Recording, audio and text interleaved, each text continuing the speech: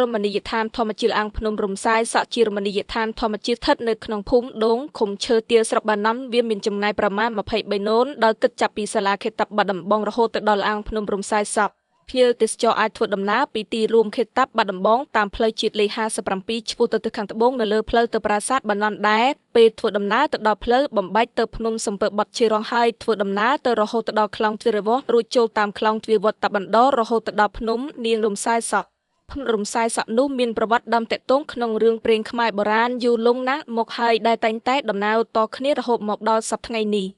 រឿងព្រេងនេះវាមានប្រវត្តិតេតងគ្នាទៅនឹងភ្នំបាណាំភ្នំសំពើភ្នំតាណែតភ្នំរំសាយសក់ភ្នំក្តោងភ្នំទ្រង់មន់ទ្រង់ទាជាដើមអង្គភ្នំធម្មជាតិមានជណ្ដើរធ្វើពីបេតុងនិងមានបង្កាន់ដៃឡើងរហូតទៅដល់មាត់អាងភ្ញៀវទេសចរអាចមើលឃើញនៅទេសភាពដ៏ល្អប្រណិតពីលើកំពូលភ្នំនៅវាលស្រែដ៏ធំរល្វើយចំការនិងទេសភាពព្រៃភ្នំទាំងឡាយដ៏ខៀវស្រងាត់